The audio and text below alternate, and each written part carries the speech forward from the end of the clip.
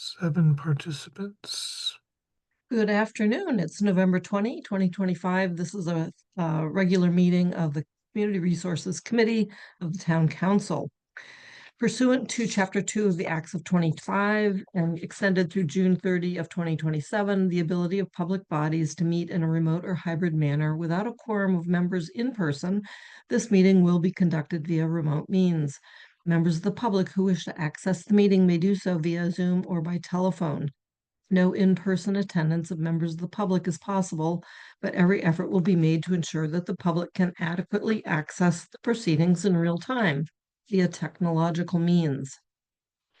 I have a quorum of the committee, and I'll go around and see if you can be heard. Councillor Haneke. Present. Kathy Shane. Unmute. Try again. Here. Great, thank you. NPM Renews here. We also have Stephanie Ciccarello and Rob Mora. For some of our agenda items, let's see if I don't see Pat DeAngelis yet, but she will appear at some point, I'm sure.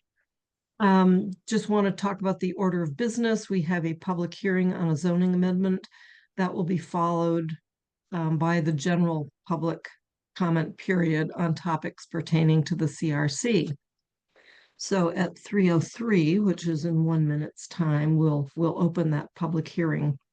I can tell you now that I have absolutely no meeting minutes to review. So action item 4C, which should have been 4B, is scratched. So we don't have to talk about that later. Can I ask about that? Yeah. We've got 2 meetings of CRC left before the new term. How far behind are we on minutes? And We are way, way behind. I think the transfer memo needs to have a list of all the minutes that have not been passed so that there is some sort of list of meetings that still need minutes somewhere. Yep. Thank you. That's a very good idea. No, Pam, I second that, but I would go further and say have not been received as drafts. It's not just that we haven't passed them. Yeah. No, Yes. it's not our, in other words, it's not written in a way, it's not our failure to review. Yeah. Right. Right. Thank you. Thank you. Yeah, thanks both. Okay. It is 3:03, which means I can open the public hearing. The time is 3:03, and this is a proposed zoning map change on Main Street to a BN district.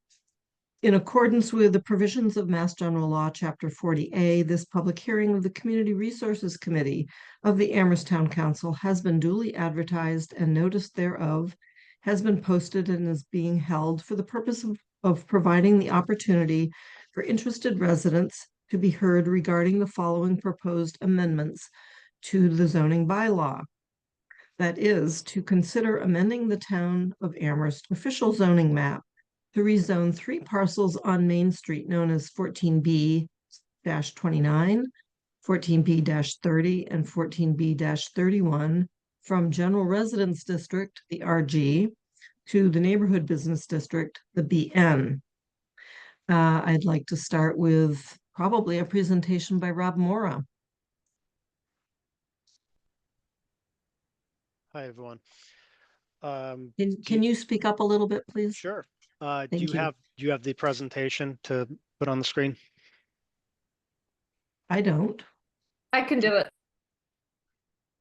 I ended up grabbing it from the planning board packet and putting it in our SharePoint, but was never sent it to officially put it in our CRC packet.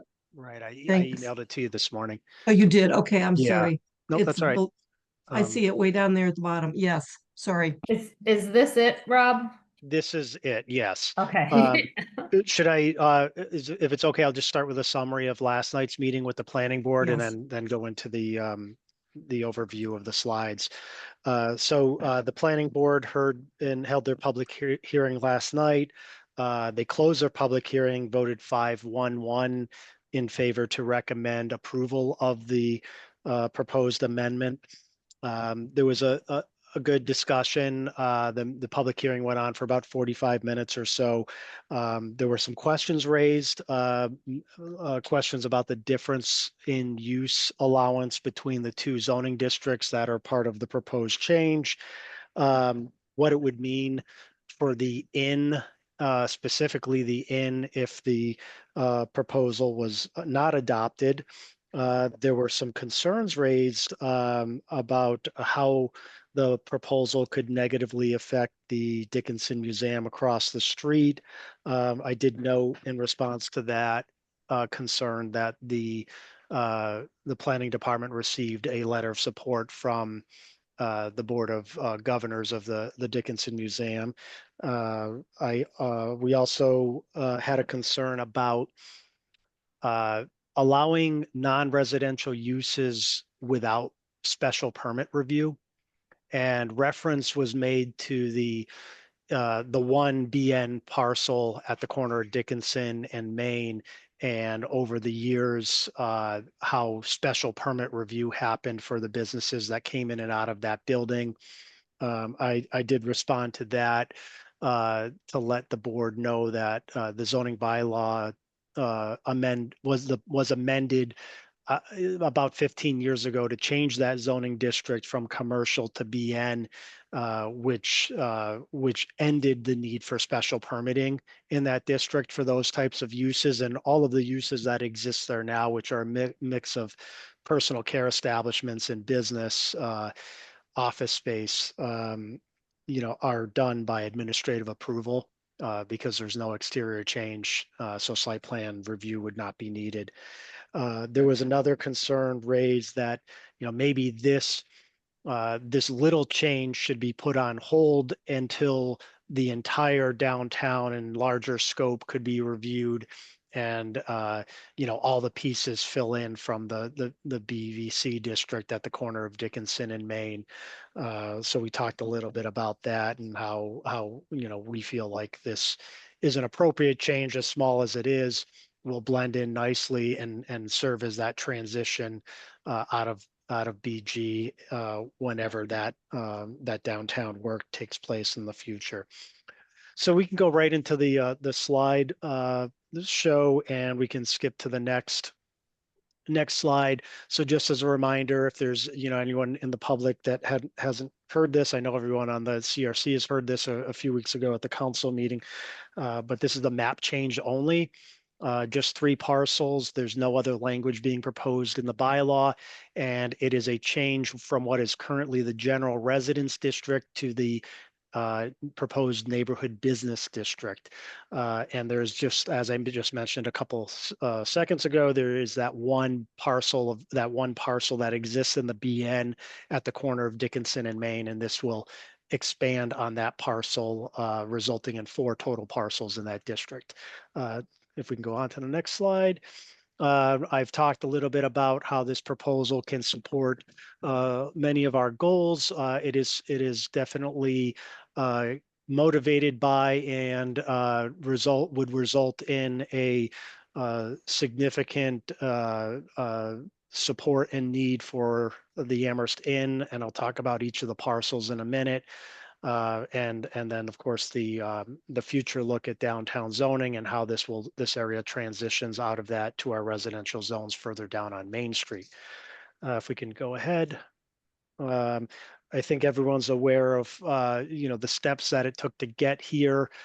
This is a proposal that was brought to the council by the town manager for consideration and request for referral. Again, the planning board held their public hearing last night. This would be the required council public hearing going on right now. Next slide, please. So just a minute about each of the districts. As on the bullet points here, I won't read them all, but it is, an area of a mix of housing, a mix of small non-residential uses, and the RG district and the BG district, both provide for similar residential uses and in similar permitting paths. So, for example, duplexes and apartments require special permits, whether you're in the RG or the BN district. So there really isn't much change to the use, what would be allowed by, the uses in each of the districts.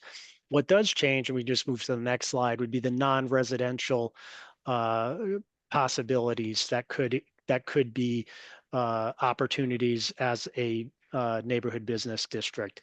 And that includes moving from what is now a single family home with an accessory use bed and breakfast to a full primary use of an inn. And that will be, I'll talk about that in a second. We can go right on to the map, and this is the current zoning map, again, on the corner of Dickinson and Main. There's that one piece, that one parcel that's in the BN. I don't know if Mandy, yeah, thank you. And then to the left of that, the next three parcels are the three that we're going to be talking about changing, and that's shown in the next slide shows the outline of the three parcels.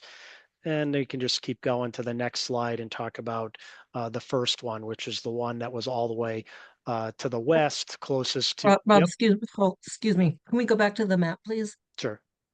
And if it's easier to stay on the map while I talk, that's fine. Thank you. That's great.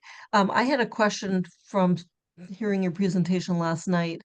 Directly south of the highlighted BN parcel at the corner, there is what looks like a flag lot.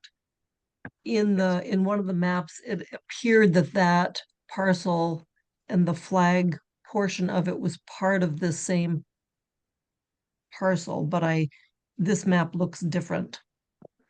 Yeah, it is held in common ownership. It is excluded from this zoning change, so it will remain in the RG district. It only has access through from Spring Street. We couldn't provide access from Main Street for any use that wouldn't be permitted in the RG district if there were to, combine uses. So it does remain standalone. And any potential development would be subject to the RG standards, not anything being proposed here with this amendment. Thank you. So 229 Main Street, that's the one all the way to the left there. It's about a 20,000 square foot parcel. It is a pre-existing non-conforming duplex. It does not have a special permit for its use. It's been there for a really long time. This is the parcel that I described last night as, being the most unknown for what could potentially happen there. It is large enough to accommodate more dwelling units. It's large enough to accommodate maybe a small non-residential use. With some off-street parking. There is in no way any discussion going on. I did talk with all of the owners of the properties. None of them have any interest or plans to do anything with their property. But this is one that I just wanted to point out that did have that potential in the future if it ever got looked at. All of the three parcels I didn't mention are in the local historic district. And so any exterior changes to the current building or any new buildings would be under that thorough review with the Historic District Commission. The next slide, please. So 257 Main Street, that's the Amherst Inn. That is the largest parcel. It has an accessory use special permit from 1997. So this special permit allows for 4 to 6 guests. This is not guest rooms. This is actual people, number of people that would be allowed to be on the premises along with the owner. This is a little bit in conflict with some of our state fire codes, which actually says that any more than 5 people, including the owner, requires a lot of life safety systems in the building and this higher level of building safety. And that's, what kind of led to this discussion. I can talk about that a little bit too, if helpful. But it is regulated by a special permit. It's owner occupied. It remains owner occupied today. There are new additional operators in addition to the original owner who is still an owner and connected to the property. And again, it's located in the local historic district commission.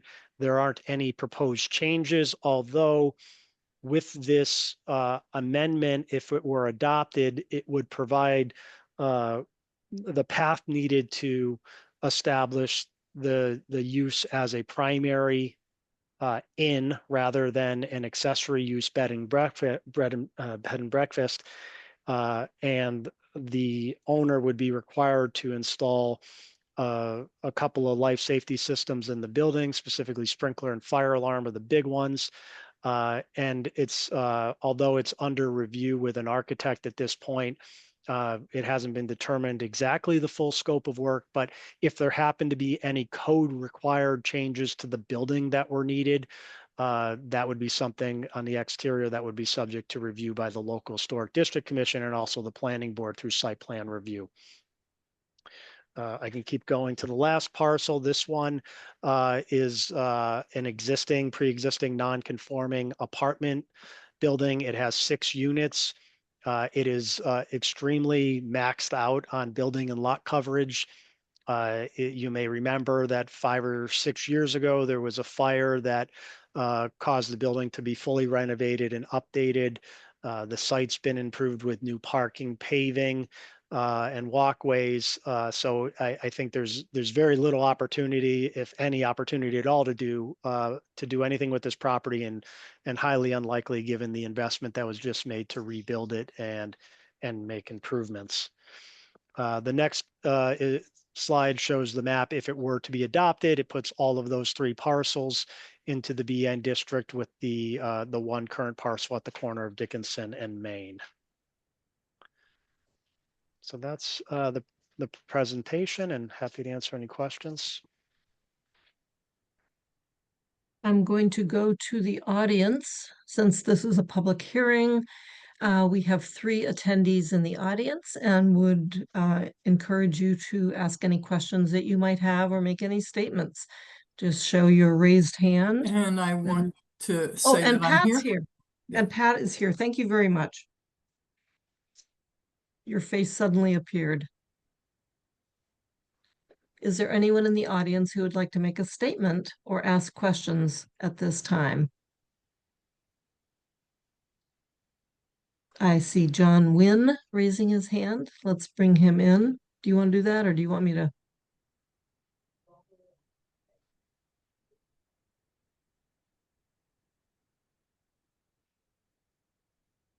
Mr. Wynn, would you like to say something? We've up to 3 minutes to talk about this subject. Hi, thank you very much for your time. Thank you, Rob, for the presentation. My name is John Wynn. I'm here with my wife, Christine Dingler, who are the owner-operators of the inn. We took over management of the inn from Ann, who was still owner of the inn building itself at the beginning of the year, and it's been a fruitful year so far, with its challenges as well, though, as we found out about these zoning issues earlier on in the year. We would just like to express our gratitude to being a part of the downtown business district here, and just kind of explain that we would love to keep this historic inn going in its exact condition as it is right now, as a nice complement to the wonderful museum across the street, for as long as we possibly could into the future, and be a big part of bringing people to the downtown area, as we have been able to in a limited capacity this year, but we'd hope to do it in a much larger capacity going forward, along with our great relationship with Amherst College and all the parents and students who have been coming to visit and to see Amherst for their first time, or sometimes their last, in the situation of graduations. So we thank you all for your consideration, and I appreciate your time. Thank you. Thank you.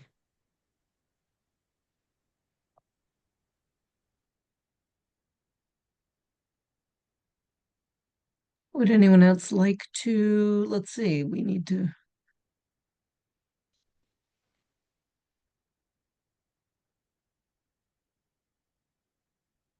Would anyone else like to raise their hand and speak to this issue? I'm not seeing any other hands indicating interest in speaking. So I will turn to counselors. Do you have any questions for Rob Morrow? Counselor Haneke. Yeah, this change makes a lot of sense to me because having one BN parcel next to a BVC is kind of weird to me. So expanding that BN seems to make a lot of sense to parcels that are in essence sort of commercial. I mean, obviously apartment buildings aren't necessarily commercial, but and a duplex isn't necessarily commercial, but we're on a commercial strip that has a lot of commercial in the area. So this makes a lot of sense to me. I'm curious about that explanation about that T sort of lot portion of, I guess it's 14B28, that's not included in the addition to the BN. It looks like it's that Pam asked again. It on the GIS, it looks like that sort of flaggish lot there is actually part of 14B28. So why can't it be included in the BN if it really isn't a separate lot at all? Can you help me out? Sure, it could be. It absolutely could be included in the BN, but it was deliberately not. It is the parcels that we're talking about are almost entirely surrounded by owner-occupied properties in the RG district. We did not want to disrupt the RG stretch along Spring Street, and given that it has access in both directions, it was more appropriate in my mind to keep it in RG with the abutting properties on that street, and not open up the dimensional standard allowances that come with the BN that are not available in the RG that could really have an impact on the Spring Street side. Thanks. Another question, or shall I just go to Kathy? You can go to Kathy. Kathy. So that actually leads me first to a question that builds on Mandy's. I think you're saying that the owners who have ownership of that property are in the place we're rezoning. If they should in the future wanted to carve off the leg, the little narrow strip that goes out to Spring Street, and say we would want to combine the lots. I don't know when people want to combine lots. Would they be able to do it and make that a deeper lot than is currently there? Just, I'm not sure how when people say I want to merge two lots together, and then the strip, they could just choose to sell that strip off to one or the other of the owner-occupied properties that's along that strip. Do you understand what I'm saying with the way that T comes down? I do, yeah. The district that the property is in does not affect that potential from happening. What does happen by not changing the zoning district, even if the parcels are combined or altered or put together with abutting properties that they don't own today, the zoning district line doesn't change. The potential to build to one district or another doesn't change. Where the actual construction takes place or development takes place, that use is subject to the district that work is in. So that piece in the back that you described, with or without the leg, would always be regulated by RG dimensional and use standards. Okay, that answers that. So my other one is just a completely unrelated to this particular proposal. So I'll just do it quickly for thinking. Are there any other around the village centers? A few years ago, Chris Brestrup changed a few of the properties around the village center in the north section of town up by us, to expanded it. So at one point we were talking about what are the boundaries of village centers and what is the core of the village center, which is the RB. Or do you have more coming up, and if there be in a cluster, so people could look at the group of them, you know, whether it's in this East Village or in the North Village or in the Pomeroy Village, you know, because I think this is an interesting approach to think of what are the lines that, how far out does it radiate before it becomes RN, as opposed to BB or RB or whatever. Did you understand my question? I think so. Yeah. So we are looking at a couple of things. We're early on and really setting work priorities for both the zoning subcommittee, zoning and housing subcommittee, the planning board, and staff going into the new year. And I don't think we're not specifically looking at changes to BN specifically, but I think East Amherst Village Center would be a standalone project because it is pretty large in scope, that we envision both looking at village center zoning and maybe additional zoning outside the village center. And then we are looking at really parcel by parcel opportunities in various locations, one of them in Pomeroy Village and other locations where, perhaps there could be some overlay or some other approach to design a either housing or development opportunity that fits those locations. So at this point, we're hoping and expecting and trying to frame that as being presented as a package. A number of parcels that might be subject to a certain set of standards that would work for that approach. And then I think East Amherst is its own larger project. We have some capital money that we need to engage in a consultant for to do some build out concepts and renderings. And that again is a early 26, hopefully launch to both of those efforts. Okay, thank you. Because it was one of the undone things in the planning master plan. I mean, undone in that it said needs to be further delineated. Not, yeah. Thank you. Yeah. Thanks. I'll add a couple of my questions. Maybe Rob, for everyone's benefit, can you describe the differences in lot and building coverage between the RG and the BN that's being proposed? I do have that. So there are dimensional standard differences. In the BN district, lot coverage is 65%, building coverage is 35%. Now the building coverage is the same in both districts, 35%, and in the RG, the lot coverage is less at 40%. So 40 to 65 in the total lot coverage and 35 and 35 for building coverage. Thank you. That's great. The other, Can I clarify, Pam? Sure. So I'm looking at my dimensional regulations and it's got RG at building coverage of 25%. Do I happen to have an old one?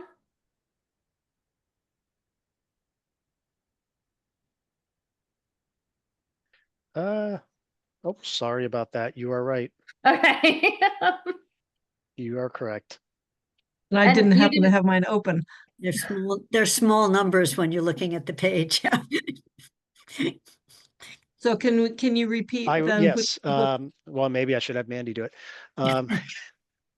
So RG, yes, RG, starting over, RG building coverage is 25%. BN building coverage is 35%, so 10% more. RG lot coverage is 40%, and BN lot coverage is 65%. And the lot coverage, for people's clarification, is all the other structures and the parking and the hardscape. That's part of that coverage. Right. Thank you. Then I had a question that when you were talking about 257 Main Street, I lost the track of it's now an accessory use, and this zoning change would allow it to be considered a primary use. What I didn't catch was that at any time the changes to, once it's BN, the changes are by site plan review rather than having to do special permit. Is that correct?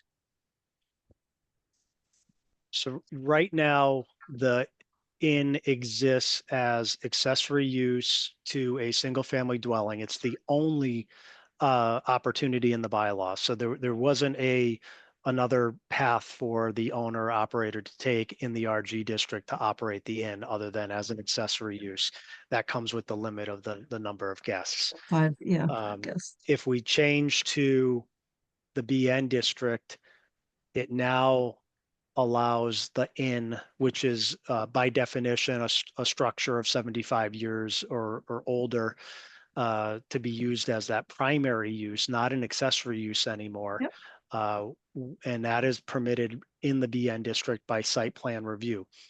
So Got it. what I could expect here, if things go well, the owner would request administrative approval to change the accessory use in to a primary use in and not go to the planning board at all for review, as long as there were no exterior changes to the site or the building being proposed.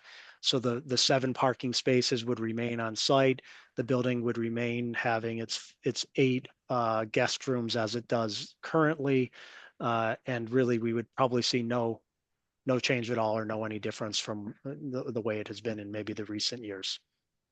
Got it. And then if they should decide to do something that affects the exterior use, it would be a site plan review by the planning board It would, and it is from that point. yeah, and it is possible.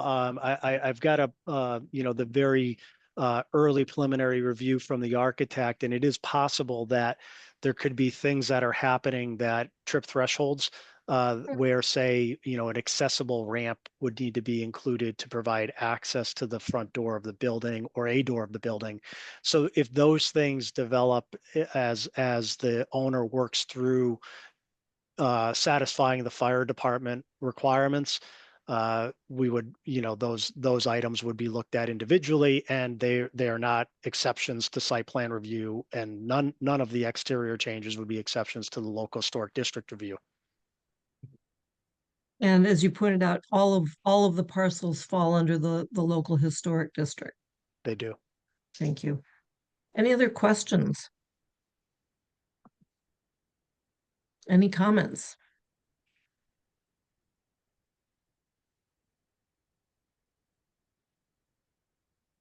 Mandy. Sorry, thank you for your overview of what the planning board discussed. I guess it was last night and voted last night. You said the vote was 5-1-1. Yes. Was there a reason someone opposed this? Did they state a reason? Yes. The two of the concerns that that I mentioned, one having to do with, would this negatively affect the Dickinson Museum across the street, was raised by that planning board member. I believe I answered that. I think in the packet, there was a letter of support that I think took care of that question. But that same board member felt very strongly about the value of special permit review for non-residential uses, and talked about his experience on the board and the businesses that came in and out of 319, 321 Main Street, and his role in helping to protect the neighborhood with those permitting conditions and reviews. We didn't get a lot, the conversation kind of ended at that, but those were the reasons that he stated, and ultimately stuck to his reasoning and voted in opposition of it. I think we didn't get into the discussion to talk about why we believe, changing from special permit review for those types of uses is exactly what we've been trying to do for all these years, is to, make it a cleaner, shorter, more predictable, encourage businesses to come and fill those vacant spaces. And I didn't get to talk about this, and I'm not sure I even thought about it at 10:20. It was that all of the uses that are currently in the building right now have had the benefit of administrative review and that very streamlined process to help get businesses up and running quickly. So we didn't really get to go back and forth on that discussion, but those were his reasons. And if I could add, the one abstention is an Amherst College employee who recused himself. Yep. Pat, any thoughts or concerns? No, I think this is a really good idea. I support it. Kathy, you've gone blank on us. I'm still here. Oh, good. I am blind, yeah. Trying, you should be glad you've got me at all. I had to get my computer hitched directly to the modem. No concerns. I'm in supportive of this. You've gone from you can't signing in to you can't even get a Wi-Fi. Yeah, well, the Wi-Fi card is what broke on my computer. So I went downtown and they gave me, who knew you could still attach by cord to your computer? But they had to give me the dongle that would allow that to happen. So I am on my computer, but yes, it's a long, Quite Long the story. day. Do you have any other comments no, I on don't. this topic? On this topic? I'll just weigh in. I did hear the conversation, or I appreciated the concern that because of the sensitivity, proximity to the Dickinson Museum, that there would be concerns, probably activity, look and feel of any businesses or any changes to these buildings that were expressed at the planning board meeting last night. I think it makes sense here to adopt a zoning change. I do support zoning changes when they're reasonable and appropriate, and I would support this as well. We have a couple options. We can wrap this up. Sounds like there's pretty much consensus on this. Does somebody want to make a motion? I'll move to close the public hearing. Okay, is there a second? Just wave your hand or something. Pat is a second. Okay, let's go around and vote. Councilor Haneke, Aye. Pat DeAngelis, Aye. Kathy Shane, Yes, Pam Rooney is a yes. We have closed the public hearing. I've So got any another further- motion. You've got another motion, okay. I guess I don't know how the agenda's worded, but presumably we can move on to making our recommendation. Yep, So I moved to recommend the council. Oh gosh, I don't even know the word changes here. Adopt the proposed map changes, zoning map changes to parcels 14B29, 14B30, and 14B31 from RG to BN. second, let's just double check with Rob. Does that cover the base? It does. Let's take a vote. Kathy Shane, yes, Pat DeAngelis, Aye. Pam Rooney is an aye. Councilor Haneke, Aye. thank you. It is 4-0, 1 absent. I mean, 4 yes, 1 absent. And we will make that recommendation. I will write a report to town council. That would be in a couple of days, so we'll try to get that report to the council before the meeting on the 24th. Question. Yes, You need to also, do we still need to send this one to GOL? That was the plan for, oh, yeah. David might know, I think it's the 26th. They had offered,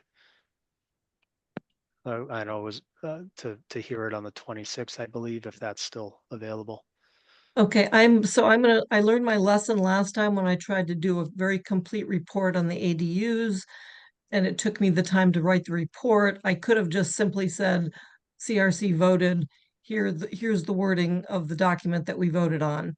And so I will do the same here. I will just say this is our recommendation. Here's the wording of it. And then I'll follow up with a report for town council. So thank you. Yeah. Great. Thanks, everybody. And that should, if CRC is gonna try, GOL is gonna try and do it next Tuesday, you probably need to get that to Anna today to make sure she gets it Yep, I'll follow up after this meeting. posted, posted with the Yeah. right agenda. And if Yeah. you could, Pam, if you could just copy Athena on that, that would be great. Of course, absolutely. Absolutely. I always copy Athena. Okay, that was item 2. We are now you. going to, Now, thank you, Rob, thank very you. much. Thank you for joining us, Rob. Going to item number 3, which is general public comment. And that is an opportunity for the public to weigh in express their views for up to 3 minutes on matters within the jurisdiction of the CRC. Residents are welcome to express their views for up to 3 minutes, which I just said. CRC does not engage in a dialogue or comment on a matter raised during public comment. When called upon, please identify yourself by stating your full name and your district or address. And we have 2 people left in the audience. If there's any interest in expressing your opinions about anything within the purview of the CRC, we would love to hear from you. Think about it and raise your hand if you'd like to. Even just to say, we really enjoy your meetings. These are so interesting. You shouldn't encourage people to fib. Okay. I think I'm closing the public hearing. I do not see a single raised hand. Thank you, though, for attending. Moving to action items, the solar bylaw / clean energy bylaw. We have Stephanie with us. Thank you, Stephanie. There's been a bit of activity on this, just for a recap for everyone. There have been a couple, two separate pages of notes on annotations, notes on a plan forward, and I think I'm going to maybe ask Councillor Haneke to do a quick summary of what I've called the Kathy Mandy to-do plan, and then just notes on annotations. There's a whole list of questions to be answered, but in terms of tackling this, why don't you take a stab at summarizing that? Sure. So in the document that has the new Amherst draft clean energy bylaw, which is obviously a working title, but noted that it's formally solar, so that if people are trying to track stuff, the word solar is still in there. The first page is sort of still remaining things that came up for at least me and potentially Kathy too, and some things here of as we were drafting sections, things that might still need larger conversations and decisions to be made that are sort of on the bigger scale that aren't necessarily in here. So that's sort of, I would say that first page is a document we should at some point work our way through, either as this committee or when the next committee is situated. Because that's the one page that probably might end up with resulting in major adjustments to what is drafted after it, or potentially major ones. So for example, there are questions on there about, do we in this bylaw deal with accessory uses, or do accessory uses of, accessory solar uses? Right now, the bylaw says, hey, you permit them under the accessory side. Well, do we want to add stuff into the accessory use section of the bylaw? Things like that. Or with BESS, one of the big questions remaining is, do we tier it like the model bylaw did? We haven't had that discussion. And if we do, that's going to result in a lot of changes to the draft beyond it. There are some questions later on as we do other things, but that's where I put a lot of those questions is, oh, here's something that the model bylaw did that this bylaw is not doing. Should we do it? So bigger level questions is what I would say that first page is. After that, there's a lot of comments in here.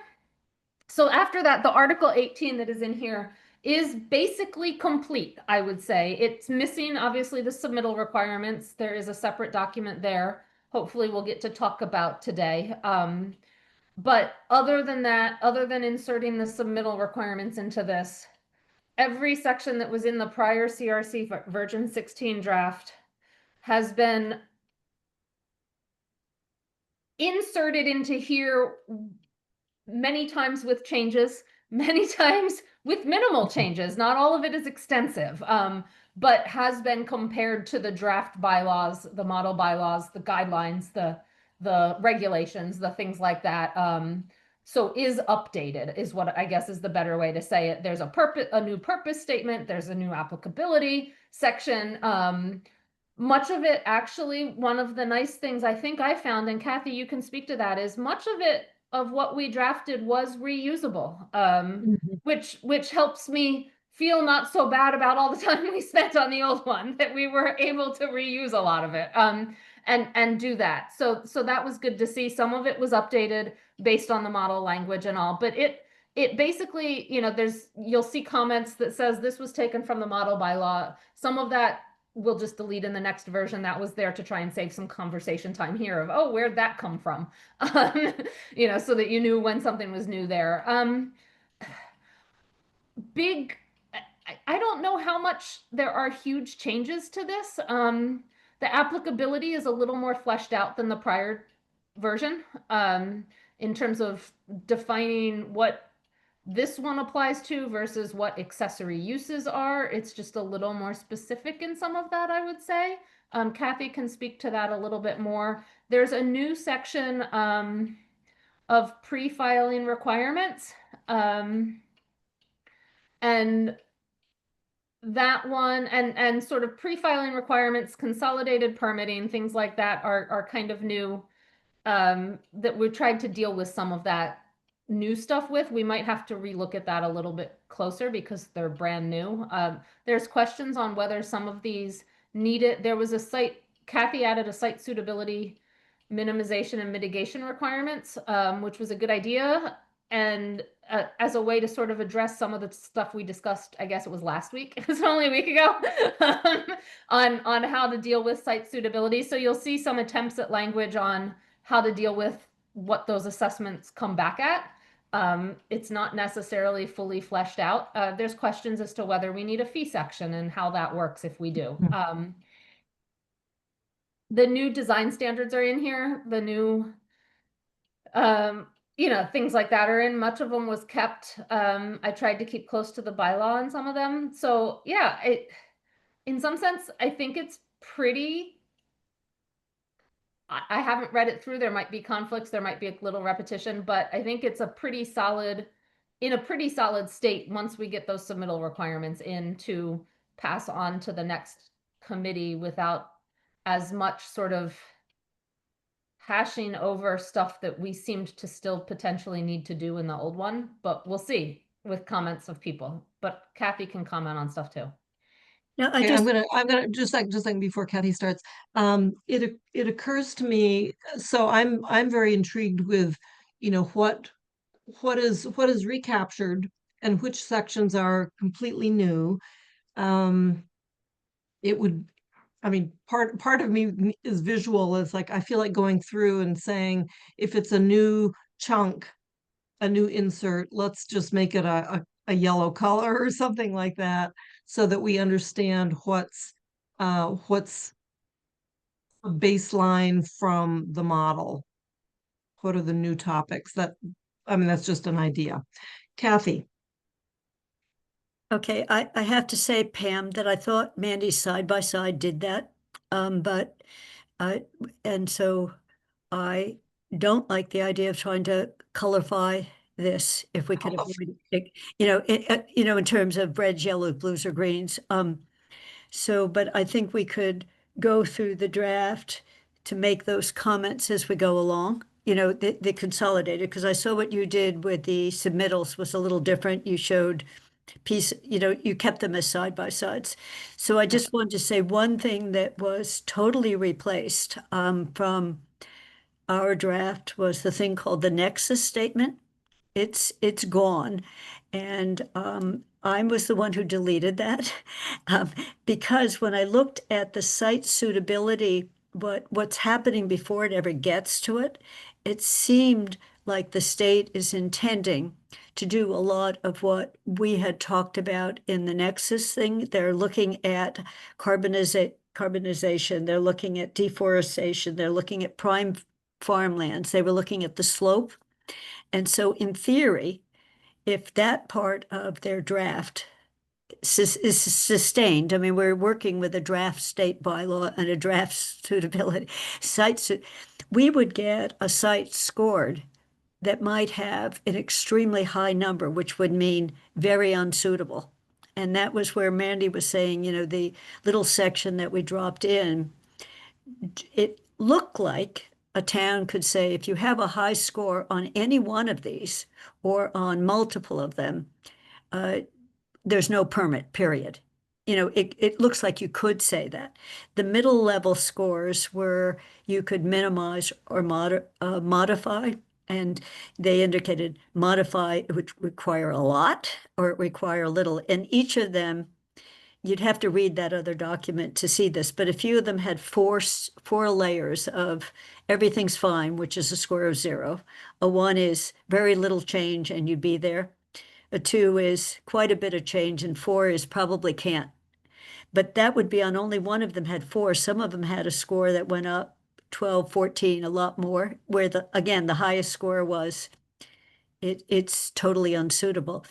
So what's not clear, the way that the state drafted it, is if the score was really high and you're supposed to get the score 45 days before you apply, can the municipality say no permit? Or could it would say, or do you apply yeoman's effort to change a lot? And that's where we left it not clear. And if it's anything less than super high, it means some modification needed. And do you require, the state would presumably not say what the modification is, they would just say a lot. So I'm just saying that the nexus statement is gone because I think every one of the categories that addressed are in this suitability. And I didn't know whether we should say more about that so people from our public, Pat, who worked hard on that, would know what's in that site suitability. There's either 4 or 5 different things they're looking at to score. So that's So a question on site suitability. That is one of the pre-filing requirements, correct? Yes, they have to so- have done it before they even. So Yeah. the question in my mind, because I think I got the sense that many of the submittal requirements that we've been asking for would actually show up in what an applicant puts into their presentation for consideration for site suitability. I didn't see actually a listing or a specific location for submittal requirements. And maybe the two of you or Stephanie have looked at that to figure out if we create our own No, well, our I'll own answer. site suitability matrix, if you will. So I'll answer it quickly and then Mandy can ask some more. To the extent there is an overlap with what we would do, the state has made their job easier because they could just plunk the same thing they told the state into our this is what you need, because they're going to have to say how many trees are on the lot, what the incline of the lot is, is near waterway. They would have had to do that to get a score. So they would have already done that, but they could then plunk it in is probably not the right word, paste it in to our application. So it doesn't mean that we would just say, look over there. So that's my partial answer to you, Pam. And then they weren't as specific. So Mandy can talk more. It's a 20-page document on the site scoring. Mhm. Yeah. Yeah, that I have not seen yet. Can I Yeah. ask, so section 1808 in this draft is the holding section for the submittal requirements.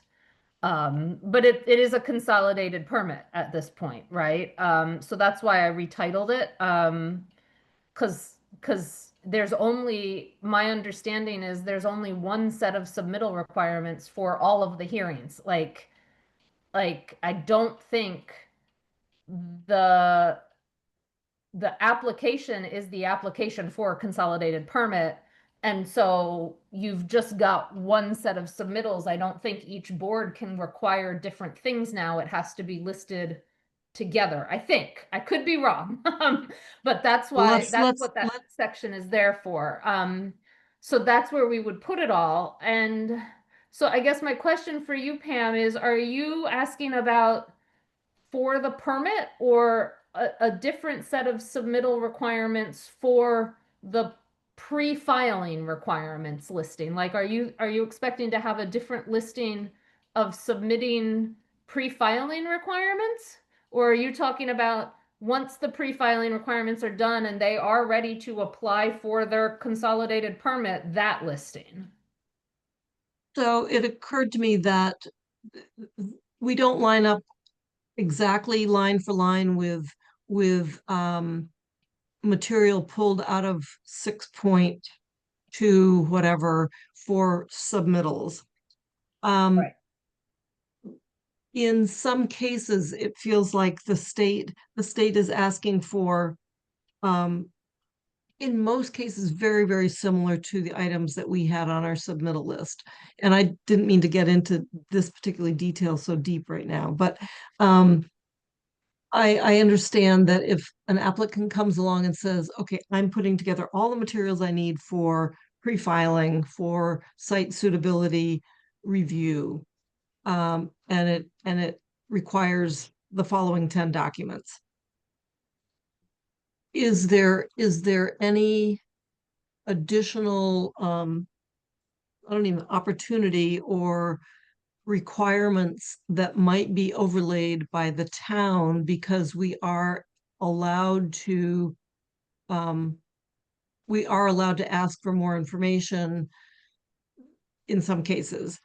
Well- Is the pre-filing the pretty much a canned list? Do we then get an opportunity to overlay with our In additional this draft, requirements? the pre-filing is the canned list from the CMR. And then when the pre-filing requirements are complete, when they want to ask for and actually apply for the consolidated permit, which is like step 3 in this whole process, right? Pre-filing happens before they actually file an application for a permit. Right. That is a different list. And so the list we are drafting for the bylaw is the permit application list that should include everything that was in our submittal requirement section, as well as maybe whatever's in the model bylaw and all. But the pre-filing is like step 1.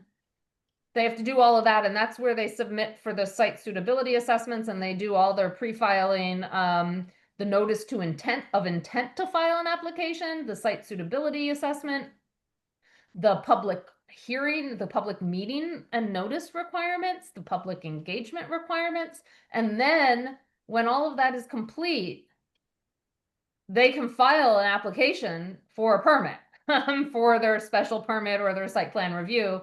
Those are the submittal requirements we need to put in the bylaw. All the pre-filing stuff, wherever they'd submit that and do that, that is, according to this bylaw, completely canned.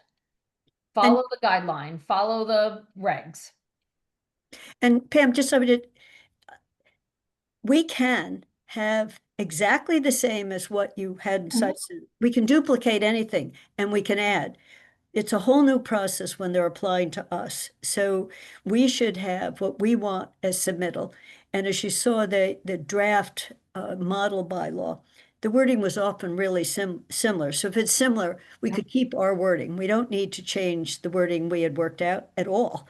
Because they were all, and that's that model bylaw they put out has some of the same elements that are over in site suitability. They're treated as two separate things. And all I said is that if an applicant has already gone through they've already thought through some of this stuff, so it should make it easier to fill in the blanks in our permit, because the terms will be similar. What we're asking for won't be a surprise, and they'd have Right. to look at what else we're asking for that wasn't part of that initial site suitability. Does that make it clear? But yeah, so it occurs to me that if it was clear what is required in the pre-filing,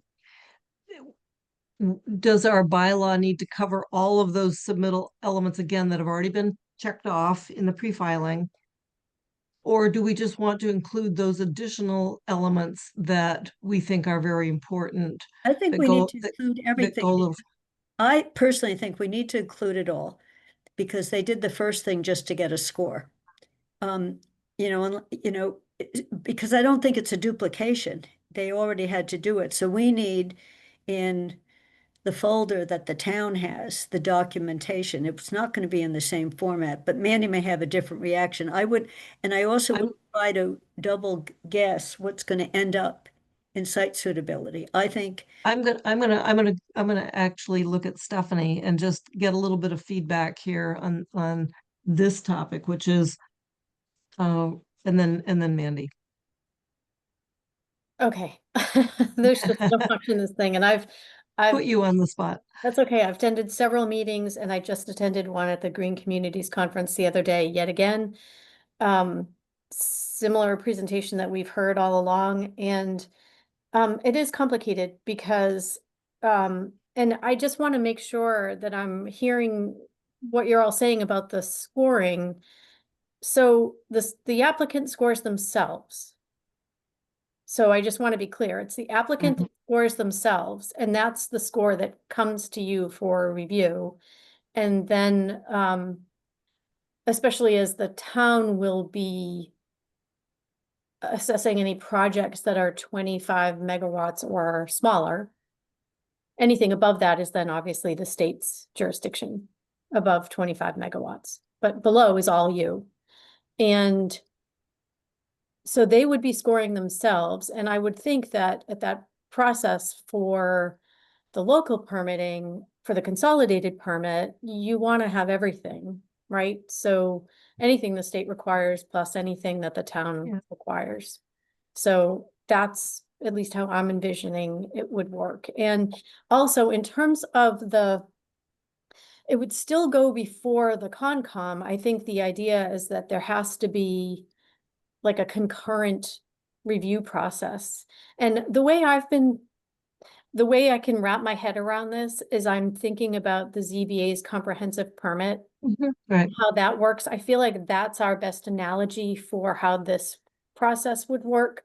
And so again, it would be that the Concom would review, but they would get all of their conditions that they would propose would then be ushered into whoever that final permitting authority ends up being, right? So they can have concurrent processes, and then the conditions all have to sort of get funneled to that final permitting authority. So again, we would want to have everything plus whatever we're requiring, I would think would make Okay. most Yeah, that answers that question. Thank you. Mandy.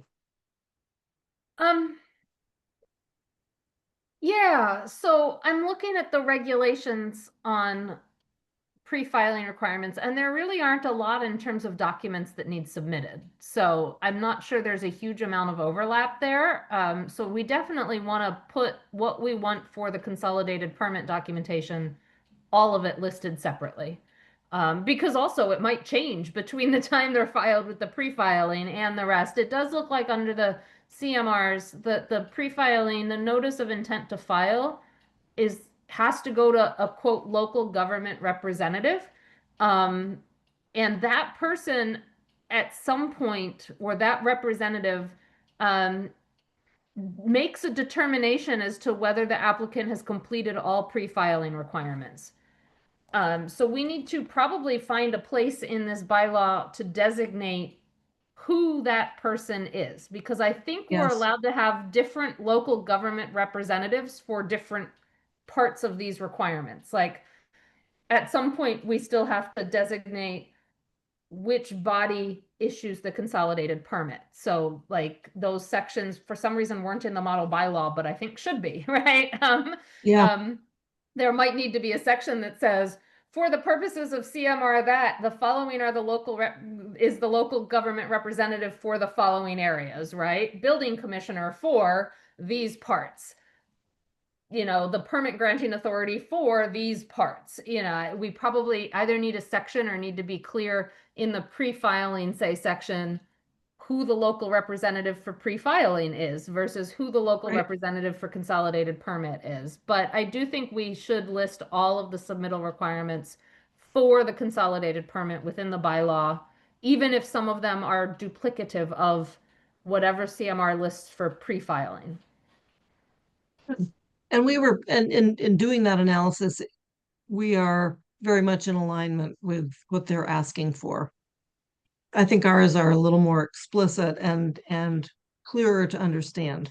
Well, then, Pam, then I think basically, you know, with the bringing it into the document where I plunk sections in, the column that's ours, that what we want to do is anything that was in addition should be, Yep. should be brought over, you know, to just expand it. You know, so when I was looking at it, we are more comprehensive on the wording of a few things. And then every once in a while, something's in the other column that didn't seem to be mentioned in our column. So that would be what to Right. pull it in. Like snow removal or Yeah, so I'm snow, just saying a that snow plan. Yeah. and that was the best I could do on the pieces I had. I had a limited share of all of this, but it was definitions. I just tried to figure out what we hadn't defined yet. Yep. You know, and and they were defining things that I didn't even and now I don't know whether you've seen it, Stephanie, but the way this working draft is, it refers to our Title 12 and assumes a whole bunch of definitions are going to be added to that one to be the governing document. So we don't even define some of the terms that need to be defined to make this bylaw work. They're being thrown into our zoning bylaw. I mean, we still need those definitions, but it says see Article 12, see Article 12, see Article 12, the way this is currently drafted. Yeah. And those Yeah. definitions are provided at the end of the document. Yeah, it just means that there's Article 12 is getting revised while we're doing this, because otherwise Right. you can't see when you go to look at Article. And I picked up, for example, was it hazardous waste material? One of them, we defined it in Article 12, and we've defined it differently here. So we just need to reconcile those two definitions. If we like the one in this one better, make that the Article 12 definition. Yeah. I actually would appreciate, perhaps, I'm looking at Stephanie, that seems like a really helpful process that town staff might take a look at, because you manage the definitions essentially for the entire bylaws. You know, how much of this do we need to include in the new Article 18 or whatever it's going to end up being named, or 19 or whatever. I see Stephanie's hand is up also, Pam. I don't think necessarily on this. Oh, I couldn't see it. Thank you, Stephanie. That's okay. It was just more of a, maybe suggested in terms of submittal requirements and, specifying what is sort of the state submittal requirements, and then maybe, and in addition to local requirements are, so just so that there's clarification about what is the additional requirements, just some suggested language along those lines. And as far as the staff looking at the process and how Article 12, I think once you get really sort of finalize this, and this looks great, my hats off to both Mandy Jo, Councilor Haneke, and Councilor Shane. Amazing job on making sense of everything that, you know, we were doing plus what the state is doing. So thank you. But I was thinking it might be helpful once we have this final draft for me to convene staff to review it with and sort of come up with comments like we did early on in the process. So I can sort of convene that group, again, to take a look and try to do that as soon as you're comfortable with a draft form that you think should be reviewed by staff. I could do that. Kathy, I just have to make a comment, Stephanie. My husband is asking me constantly, why aren't I just turning this over to the staff who know more about this than I do, where I'm looking up every term and trying to figure out how critical that term is and what exactly it means. And I'm also anticipating in terms of the types of permits we may get a lot more for BESS than we do for the large solar, just in terms of the amount of land we have available for large solar fields, the way we've defined them.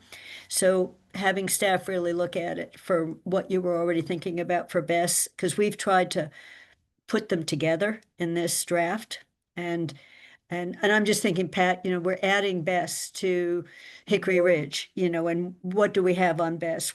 There's another big solar field up here in North Amherst. There's one behind some homes. Larger BESS, as opposed to the little household battery energies, are as likely to be starting to be proposed to us as giant solar fields. right, I think that was staff feeling long ago, is that in the draft that Christine put together was focused on BESS, which was much more likely to occur. So in terms of, gotta start turning lights on here, sorry. We have sort of the plan to do, and are there any, the next steps, the questions to be answered? I think the questions to be answered are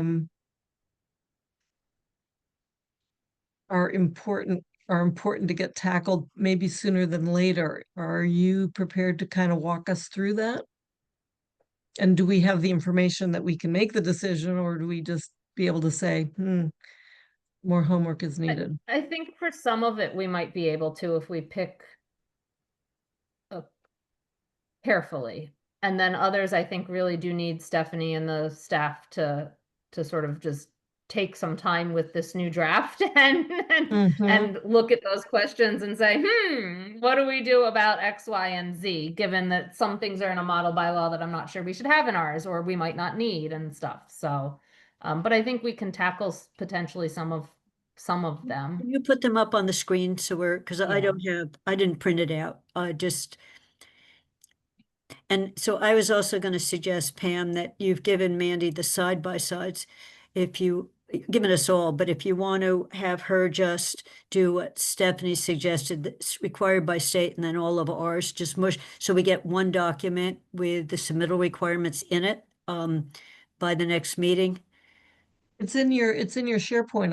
I copied everybody when I sent it to yours is. Athena. I'm just saying it's not in the other document. If you want to give it, let her drop it in to the other. That'd be fine. That'd be fine. All I did was send her sections, and she figured out how to copy and paste them in. And then you didn't designate decisions on a few of yours on bring this one, where the state had an additional one. You didn't say bring this one in.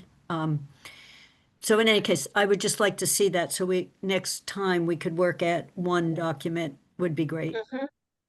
So I'm going to ask Councilor Haneke, because the section that I reviewed, which was our 18.04, all of the submittal requirements,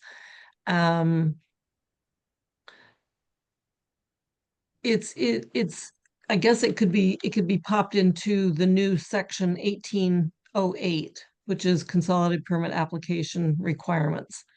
Yeah, that's where it was waiting. Yeah, okay. Yeah, So that's where it's waiting.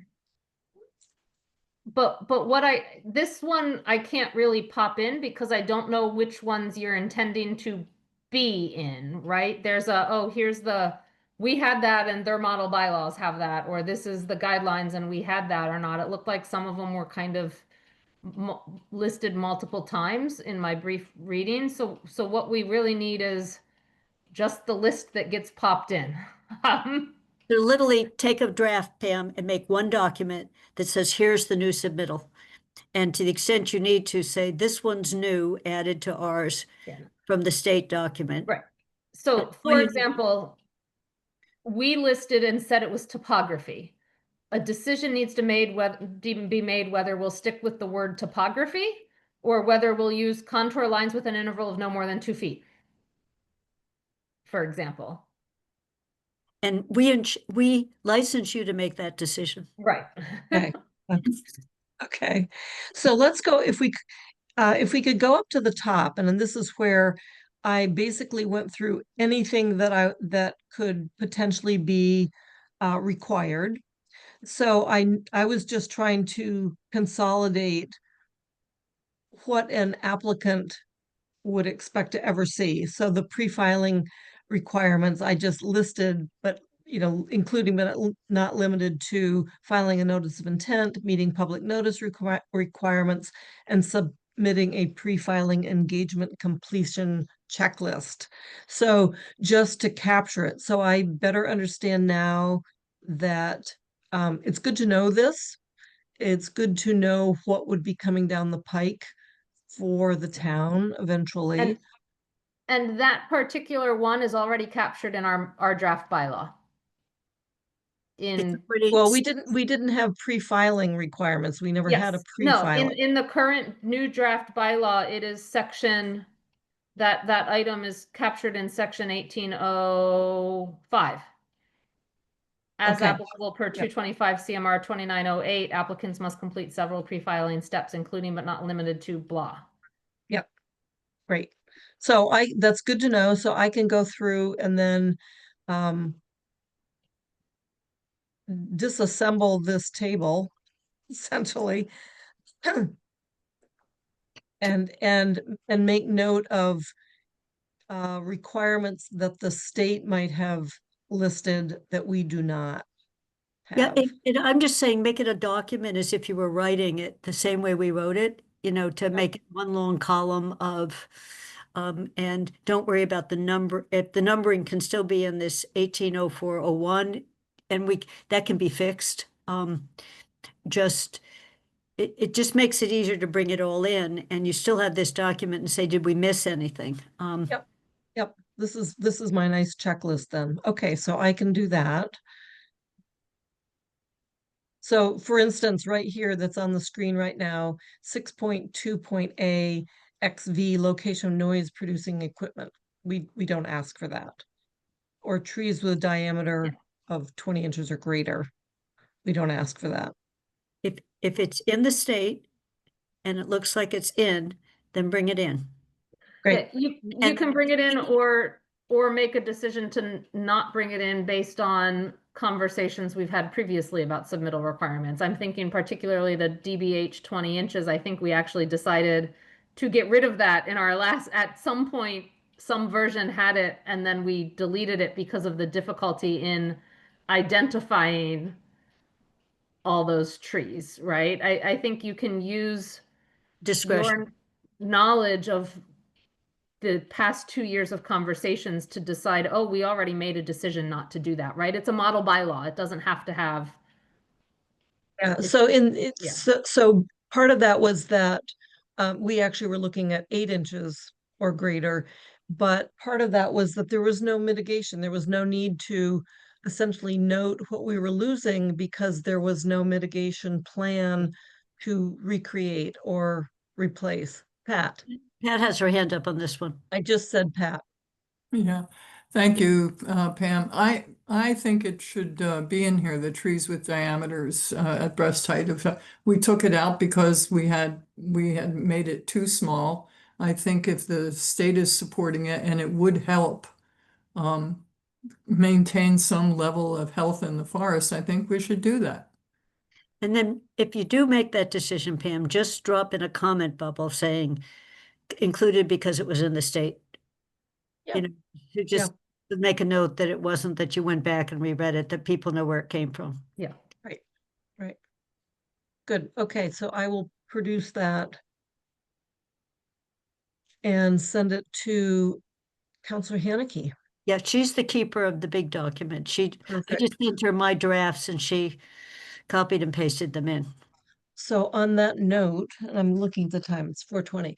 On that note, our next meeting is December 4 and then December 18. So I certainly can put that together and get it to you before Thanksgiving. And so we have a document in place a week or so, a week before our next meeting, if that's helpful. Okay, so now we Um, can go to the questions. Yeah, so that would be helpful, but if you want it posted to a public packet before Thanksgiving, it probably needs to come to me Tuesday at the latest, because I don't know how long Athena is working on Wednesday, if at all. Right. Well, theoretically, she has until Tuesday morning, No- I guess, to No, Tuesday, the 2nd of December. well, if you want the public to have time to review it more than 2 or 3 days, Well, next Wednesday won't be helpful because it won't get published till probably the Monday of the next meeting, December 1. That's what I mean. I'm gonna make a comment, and that is that I have tried hard to get material to be posted like a week in advance, and it often does not get posted until very close to our meeting date. So I will ask with bended knee to please post it as soon as possible. Given the holiday coming and giving people more chance to read it. Yeah. Okay, thank you. So let's look at the questions that yeah, right there, good. And can we enlarge that as much as possible? Okay. I've So, also got it in your, so I think we should actually start with something like this one. Before we get into ZBA rules and regs. These are not in any random order, but I think this might be one. This would small scale ground mounted photovoltaics that are under 25 kilowatts ever get a co-located BESS? So, and that is a question because, let me go down here. We allow the small scale in lots of districts. Right now, the use table is allowing the small scale in some districts that large and medium scale are not allowed in particular, these districts. And when I drafted the co-located BESS section of the use table, I copied the large and medium scale, more restrictive side. The large and medium scale use. So if it wasn't allowed in a larger or medium scale zone, I didn't put co-located BESS as allowed. But, and so you'll see that it mirrors sort of large scale, except for this medium scale ground mount where I added it in COM, just in case a medium scale goes in there with a co-located BESS. But otherwise, if we think small scale ground mount solar might get a co-located BESS if it goes in, we need to address that within the co-located BESS use table. And maybe Stephanie or Dave Zomek have a better idea. And co-located is not standalone primary. Kathy. So Stephanie, as you ponder this, the state BESS has 3 definitions, 4 levels of BESS, one being little BESS, medium and big BESS, where we haven't done that. So I don't know, some homes with small solar that we've exempted, including ground mounted, might, or very often might, do battery storage, because then they can completely be off the grid. They can be generating and storing their own. So Mandy, in my thinking, if we had a definition of little BESS, the small battery energy storage, then I could see saying co-located BESS with small scale can do this, co-located BESS otherwise other. That would be my thinking on it, you know, and what I don't know is when the state is talking about battery or, you know, to give you a more simple example, my brother built a house in New Mexico that is independent of the grid because what his solar generates, he stores in his battery and all of his equipment. He had no wires coming into his house. Finally, he had to get cell phone coverage, but he had nothing. So it is possible that homes will be independent this way. So that's the only way I would see allowing BESS to be in all these neighborhood areas, co-located, Mandy. We could define, as you said, 2 tiers of co-located, with one tier being whatever their smallest one was. Yeah, so that's where And- we do is define, so up in the best definitions, Well, define small, the way we've defined small solar, so that we could differentiate co-located BESS with small. That would be my thinking in answer to your question.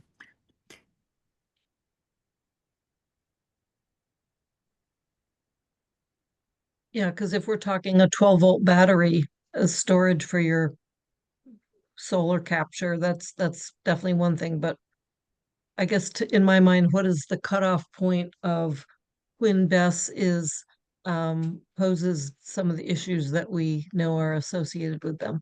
And I think both tier 2 and tier 3 batteries both did, Pam, the way the state was defining them, they treated them as quite different. And the third one was big. so the state had tier 1.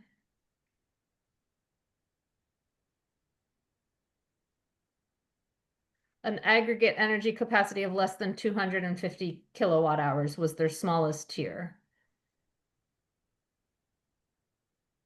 So that's just my suggestion in answer to Mandy's, making this, since we're trying to consolidate, making it somewhat more complicated with BESS. We've already differentiated solar by the size of it.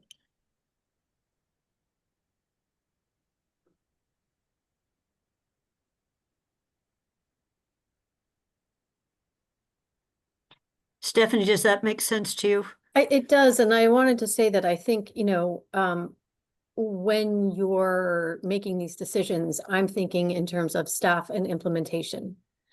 So the better you have these things defined, the better and easier it is for implementation of rules and regs. Thank you. Yeah. So if we're going with the small ones, would we want a site plan review across the board? What do you do now? Do you do anything when a homeowner is putting ground mounted solar with BESS? Do we have any in town would be the other question. Do we do anything? I don't know what we do now. That I don't have an answer for that because I'm not in the, you know. Okay, so we could just find out, Mandy. That's what I just don't know. My roof mounted solar just went through an electrical inspection, didn't go through permitting. Right. And that's a possibility that if it's lower than, let me add a note, smaller than 250 kilowatt, the possibility is that it becomes an accessory use And go through the normal, making and sure goes through the accessory use section. that it's electrical and it's got to meet all sorts of standards for electrical. Yeah. Because we could add that within the accessory use, within the applicability section. Okay, so that one's taken care of, if everyone's okay with that right now. Yep.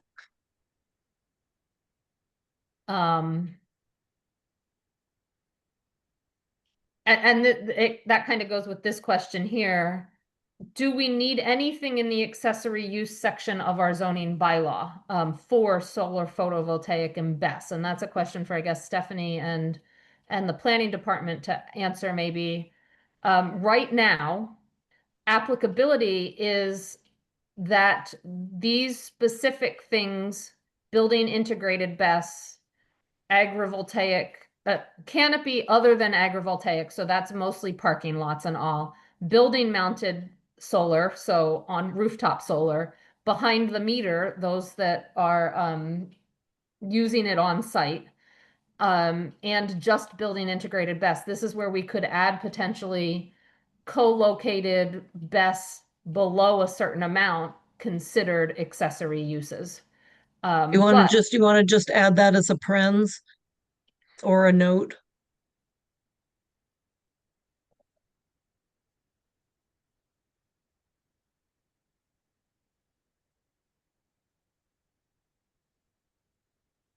And Question mark.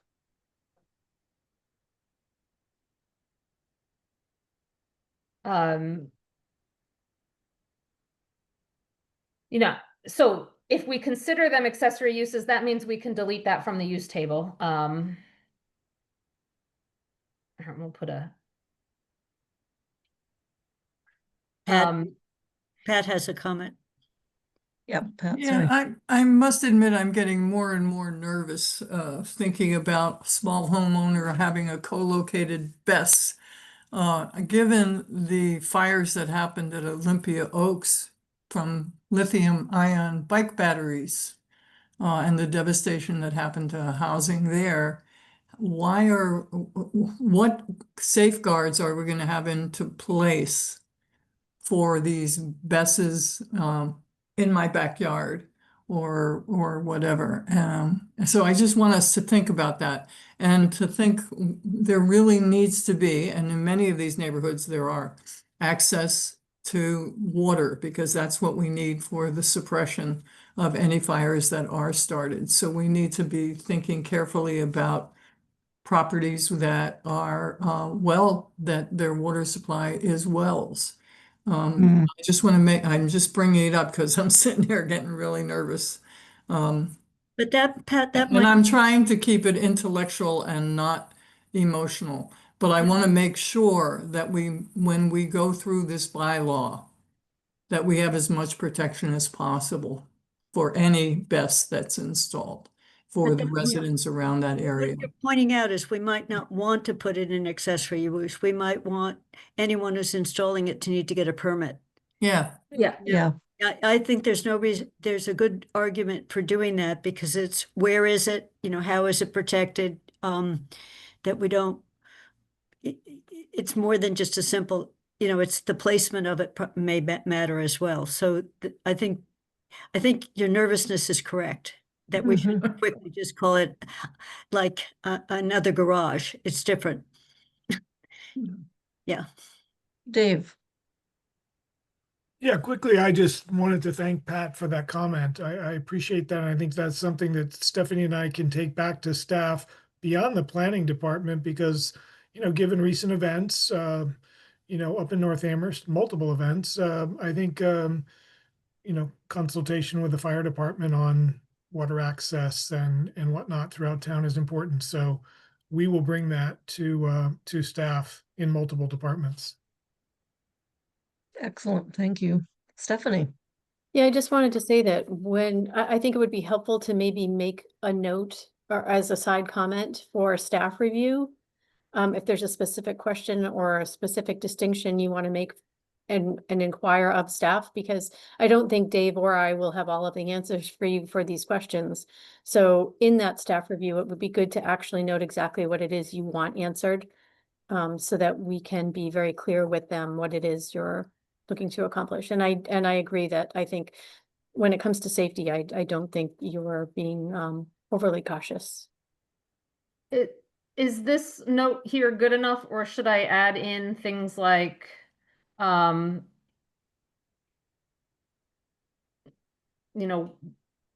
would we want it in, are the permitting, I guess part of that goes to, I think the big question with this is none of these requirements are required if it's an accessory use. If I understand the zoning bylaw properly, only those covered under section 5 in accessory use would be required. And so things like for BESS, the emergency response plan requirements that are listed that we created here don't apply if it's permitted under an accessory use. Do I understand that correctly? I thought the way the state law read on that is that the exception was on co-located BESS, that they still had to conform. But I think we should flag this, that BESS needs to be treated, BESS in general needs to be treated differently than simple accessory. So how do we address that? You know, That's a good question. Like that's, to me, that's the question. that's the question.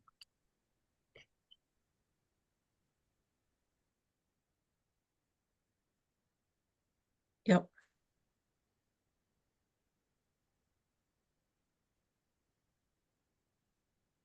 I mean, getting a building permit is still a permit requirement. Is the building commissioner prepared to review those projects if it ends up going to that department? You know, and Mandy, we could rewrite the accessory thing to say with the exception of BESS, you know, so it's the interaction between these things. If we mean BESS is special. Well, that's why I re-highlighted the comment to both building integrated and the co-located. Yeah. For staff review, here's the new comment, like, can the accessory use section control it well, or would it be better for all BESS systems to fall under this Article 18? That's really the question.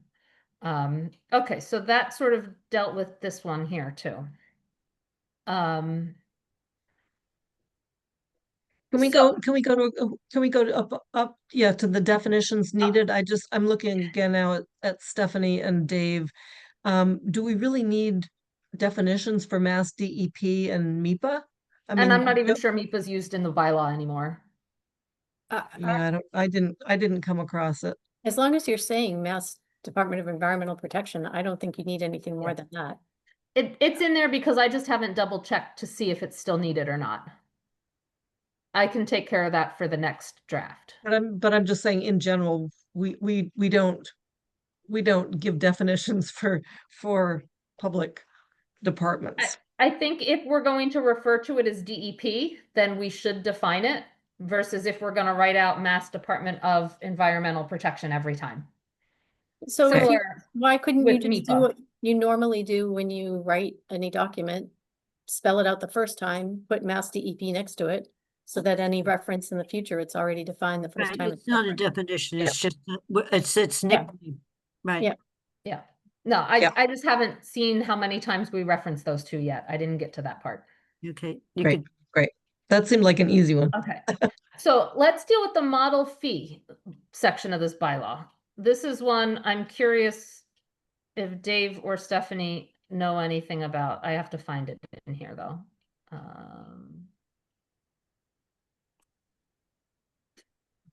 Fees. So this section was not in our draft bylaw. It came from the model bylaw. And I obviously modified it to reference our correct designations, but these are talking about building permit fees, which is in my mind different than an application fee for a special permit or an application fee for a site plan review permit allowance. So the question I had in putting this in here is it even necessary? I mean, isn't it obvious somewhere in our laws or something with the building permit application that you gotta accompany it with the fee for the building permit? Like, why would it need to be in the zoning bylaw here? And then where do we deal with the next question is, where do we deal with fees for applying for special permits and site plan review? Because this doesn't deal with that at all, really. Although, as I said, the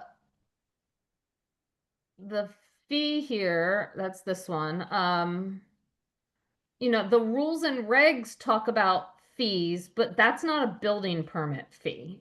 So maybe Stephanie has some sort of, or Dave has some sort of idea whether we even need this section. Dave, I was just gonna say for the sake of time, I'm not sure if Stephanie would agree with me that this is something that we will cover with staff because neither one of us are experts on, and again, Stephanie, if you know more about fees than I do, but I think this is something that Rob and Nate Malloy can help with, as part of this review. So Stephanie, I don't know if you agree, but I Yeah. don't know all the intricacies of all the building permit fees and whether we need all these references in here or whether it's Mhm. assumed. that would be very helpful. Thank you.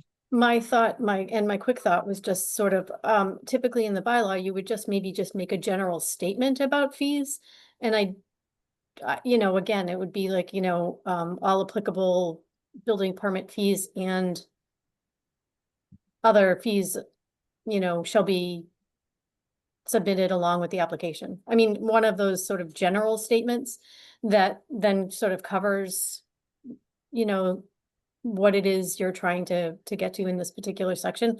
I don't know, again, typically fees are typically in the rules and regulations, not in the bylaw itself, but sometimes there is a reference to the requirement of a fee. So I Mhm. would just say you could just have a general requirement of a fee that's referenced. And then the Mhm. specifics as to where it would be and where those fees would be, we can find out from other staff later. So it's And, great to have that and, note in the section. Yeah. and could we assume that the fee might be dependent on where it ends up, whoever the point department is? If it's planning board, if it's building commissioner, et cetera. Yeah, because at this point, I don't think we sort Yeah. of know where all of those fees will land. Right. Good, that would be very helpful. Thank you. I think they'd probably end up in the general fund. We know that, right? I think. Mhm. Uh, And it should be sufficient enough to cover the amount of time that it'll take to administer a project. So this is another one. Mandy just wrote a flag for staff review. So Yep. there's this whole new, if it's a consolidated permit, you guys in planning and permitting will have to figure out what that means in terms of the permitting fee. It's a, Right, Okay. So I Good. flagged that up there. great. Oh.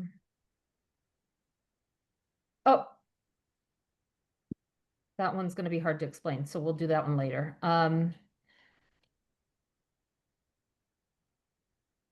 Oh, here we go. Many of the sections, this is the question I'm dealing with. How closely should our bylaw adhere to guideline documents that contain constructive approval conditions? Blah. So let me try and explain that a little bit closer. So there are in here design requirements here. In some sections like appurtenant structures, I don't think that one came from the model bylaws. I think I pulled that from the guidelines on design requirements for conditions. So all of those guidelines that I pulled either that from or the glare, I know the glare section came from that one, come from the guideline documents. And what those documents are, how those documents will operate once finalized is if there is a constructive approval granted because our town does not issue the consolidate or make a decision on a consolidated permit within 12 months of the application, the guidelines in those design guidelines and requirements in those guidelines become the conditions of the permit. So most of the time we have permit conditions, of you need to talk to the building commissioner before X, or, it must meet Y code or something. I think some of some of these potential standard permit conditions, right? Required to repair damage to public roads that result from construction. That's not really in a bylaw. It's a standard permit condition if the permit is granted. the guidelines have a lot of those standard conditions, some of which I listed here for potential common conditions in our standard permit conditions. Others show up in the model bylaw or don't show up at all, but we had a section in our bylaw before. How closely do we want to adhere to them? In other words, should we make our bylaw as close to those conditions as possible or sort of not worry about it? So I have Kathy. I have a reaction to this, Mandy. Stephanie, you'll love this. I want to flag this for staff because I think the question you're asking is in a scenario where we just don't get all the way through it by the end of 12 months, these are the things that are going to be governing. So should we put them in hours? Because we want to at least know whether they're being met. And is that level of specificity needed in our bylaw? And I don't have an answer to that. You know, we've got some pieces of this, but not all of it. What I've been struck by is a state that wanted to streamline this process has turned it into a multi-step, extremely complicated. You know, if this doesn't happen, then this other thing prevails, some of which are very protective. So it wasn't bad what they did. So I think I would just flag this because I have no way of knowing whether making ours longer with these in it is protective or not, since they will hit these conditions if we fail to meet the 12-month deadline. So I think that's paraphrasing the question you asked. Okay. I'm gonna say I would actually really like to have this language in our document as essentially as a checklist, so that nobody in this expedited process, nobody goes, oh gosh, we really forgot, to talk about hazmat. And here it is that, you really need to, these aren't submittals, these are, did you check this block kind of a thing? I'd like to include them if that makes sense. So some of them I did include, and some of them really aren't like zoning bylaw regs. So something like in an emergency incident, including a fire, the applicant follows federal, state, local emergency procedures, right? What's in our bylaw is the actual submit the response plan, right? Not, but the permit Yeah. would say you got to follow those rules, right? But the bylaw might just say you need a plan that is approved. So I tried to, the question was though, if we disagreed from the guidelines, should we try and match the guidelines? Because if we don't issue a consolidated permit and act in time, the guidelines are what prevails. Do we want to potentially have differing conditions depending on whether it's constructive approved or not? So you're asking, Wouldn't we default to the state guidelines if we goof up? I mean, so Yes. why? Yeah, I mean, my gut feeling on this one is that if constructive approval happens, then it doesn't really matter whether you have them or not, because like Pam said, it prevails. Okay. I mean, it certainly doesn't hurt to have them, honestly, but I just think constructive approval prevails and it doesn't matter. so Pam's view was to look for any of these that we love and bring them in if they're missing, and otherwise leave And it. I tried to do that already, Yeah. so. I think we did that, but we should all look at it again to see Mhm. if there's something we liked as opposed to. Okay, here's two big ones. We probably don't have time for both of them, given the time. So the model bylaw separates the number of conditions you need to follow based on whether, so they did it based on whether it needed a special permit, a site plan review, or was a yes, essentially. And most of that was based on size. And so, and basically they had, to give you an idea, because I put it in here. Let me find my thing. Where's my note here? in the model bylaw, basically everything that follows, including the submittal requirements, only applied to what we've defined as large scale ground mount solar, some medium scale ground mount solar, and the larger BESS systems, the ones above 250 kilowatt aggregate energy capacity, storage capacity. Most of this stuff, dimensional standards and everything else, did not apply to canopy solar, smaller BESS, small scale ground mount solar, or building mounted, roof mounted solar. The way this is worded right now, the whole bylaw would apply to anything other than what we've exempted under the applicability. So all of those extra standards would apply to everything but canopy, and building mounted solar, basically, and non-agrivoltaic canopy. Do we want to make a similar sort of distinction of dimensional, this section of, say, dimensional standards and design requirements don't apply to certain parts of small scale ground mount solar, say, to pick one, or when we get to the BESS sections, tier 1 BESS, because the model bylaw essentially made that distinction. But Mandy, our bylaw was always large scale, so we were in a sense bypassing small. Yeah, our bylaw was originally going to be only large scale, which now includes medium scale. Our medium scale is part of what was large scale, Right, so- and our small scale is small. But so we've always, ours always exempted small. And we Yes, talked Yeah. about treating BESS 1 as differently than BESS. and exempted canopy, parking lot canopy. Yeah. So the big one that this one doesn't exempt right now in that sense is the small scale, because we exempt building mounted, which the bylaw we drafted didn't apply to, and canopy, which the one we drafted didn't apply to, although we had it applying to agrivoltaic because we didn't consider that canopy. So should we exempt small scale solar? Is that the question? I guess in some sense, that's the question, and then the same question for BESS, but we sort of dealt with that question of BESS here.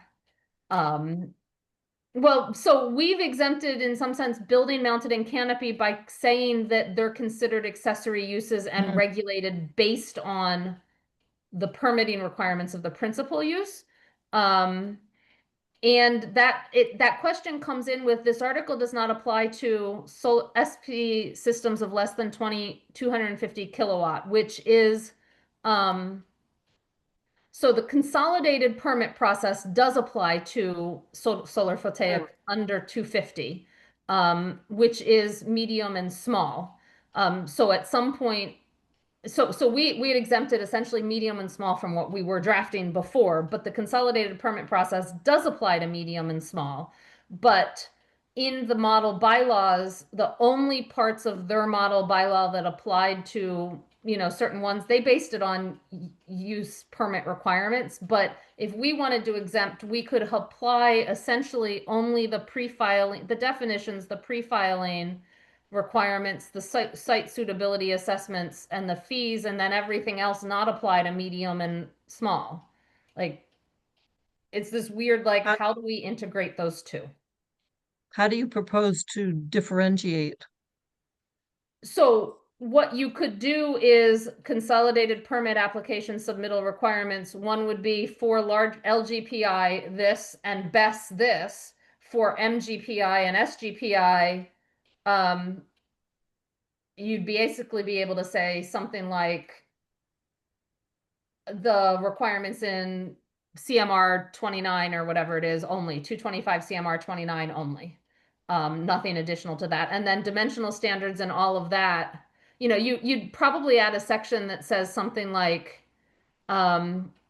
MGPI and SGPI shall follow the requirements in 225 CMR 29 only or something. And then these sections 1809, 8 to whatever apply to LGPI. We'd find a way, but it could be written kind of like that. The way the model bylaw did it was to basically say,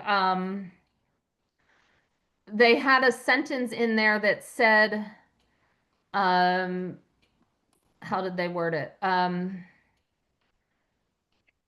For projects categorized as by right only, sections 4 and 5 below apply. For projects categorized as site plan review, sections 4, 5, and 6 apply. For projects categorized as special permit, sections 4, 5, 6, and 7 apply. So they did it that way. We could do something similar, but do it by size. I guess, well, I think exempting small from all of this makes sense to me. So whatever small is, homeowner small, which Except for perhaps small Bess. So I'm small talking about photovoltaic. small solar, yeah. Yeah. So small photovoltaic is approximately up to 60 to 80 panels, just so you know. That's all right. 60 to 80 panels. Yes. Is a lot of panels for a house. It's not a lot of panels for an apartment building, That's true. right? It's a very big field.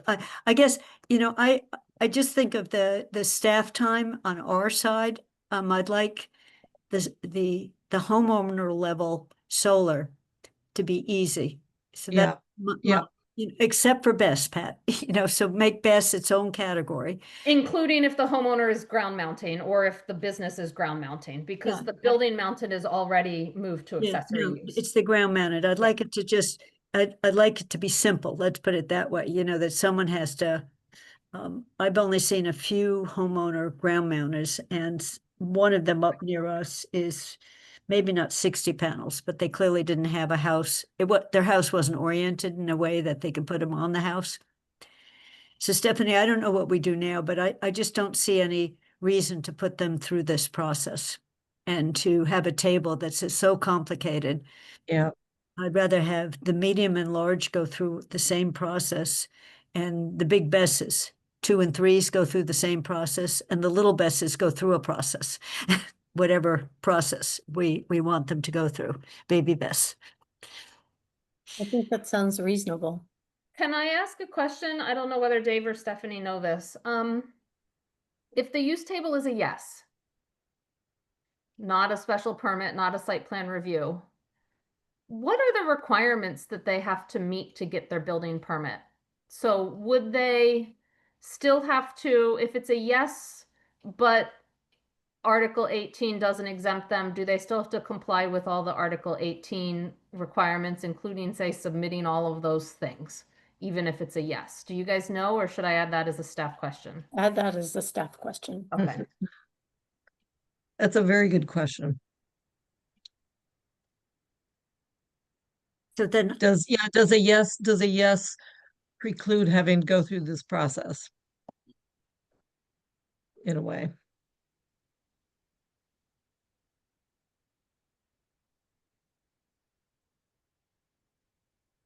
Pam, Oh, sorry, Kathy.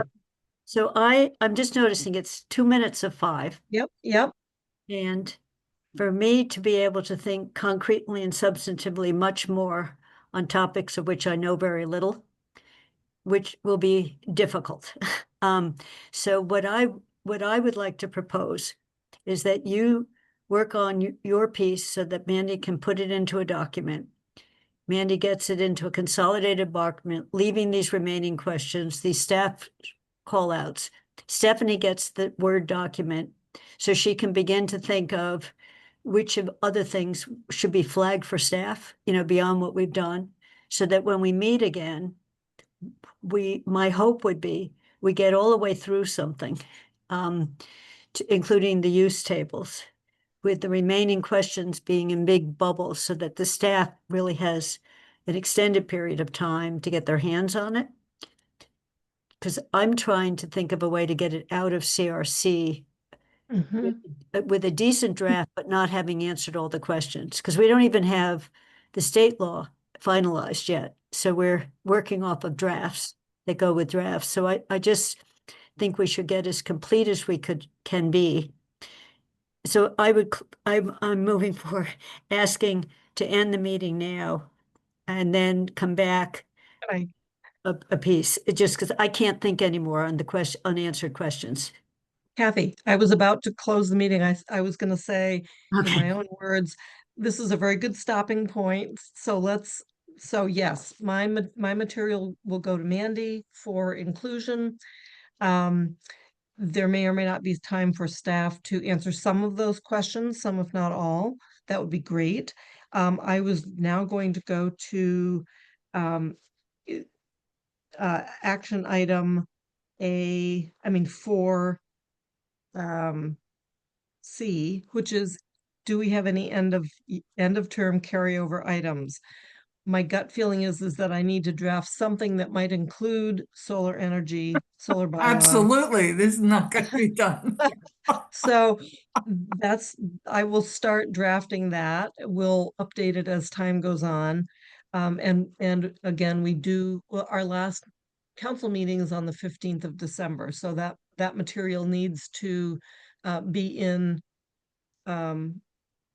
presentable shape before that meeting. I would be happy to send each of you my draft of that report so that we have some sense of it. And you can add in the blanks that I've missed. Counselor Haneke. Yeah, two things for it. I mentioned the minutes. We need a list of minutes that are carryover just Yes, for yep. completeness and knowledge purposes.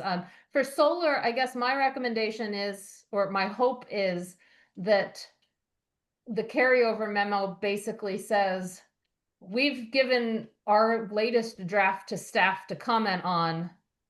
CRC, the new CRC will need to take it back up when staff is finished commenting on it, something like that.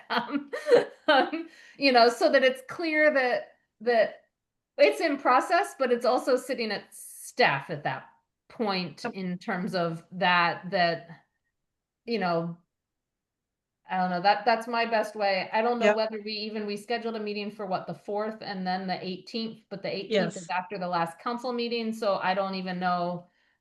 Are we doing anything that one, because the carryover memo apparently needs voted Before that. before that. And so I guess that's why I'm thinking maybe if we put in the carryover memo, it's with staff at this point and staff will come back with comments on the draft. We maybe, if we decide to meet on the 18th, could modify it a little bit more after that to send it to staff. I don't know. We could perhaps move along in the material that we do hand to staff, knowing that at the end of the 18th, that document would be fully in staff hands. That's one way to look at it. Stephanie. Yeah, actually, I was gonna maybe recommend that you do actually continue and on the meeting on the 18th. So that we do have time then to sort of start with a new, like, we can get it further along. Staff will have more to comment on. I think you'll have more comments that you'll want to raise, and you might even finish with the comments at that meeting. So I think it makes more sense to do it that way. And then when staff has it, then we have a new makeup of the CRC that can then take it from there. So a document as of the 12th, the December 18 meeting is being passed over to staff for their review and comment. Okay. Right at the end of that meeting, yep. Yeah, exactly. Yeah, good. Thank you. Next agenda preview. Guess what? Solar bylaw. And I can cross out the zoning change proposal. And at that meeting how about for the meeting on the 4th, I have at least a draft memo for our carryover and you can all take a look at it. It'll be in the packet. Do we have to vote that memo? What are our council rules on voting carryovers? Do we have to vote it as a I committee? don't or is it think- just the chair? I think it was just the chair. I don't remember you sending something out for review.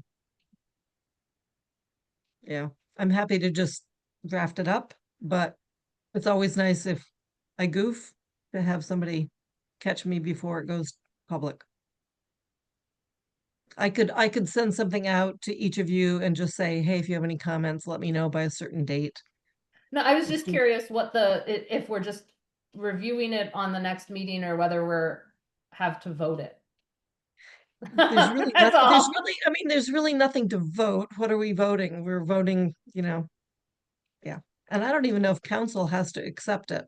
Do they have to vote to accept it? Again, we should look at the rules. You should look at the rules of procedure to see what it says about carryovers. Okay, I'll look at the rules. Great. I move that we adjourn the meeting. And thank you, Stephanie, and thank you, Dave, for your input today. That was very, very helpful. Thank Do I have you. a second? Second, Great. Counselor Haneke, aye.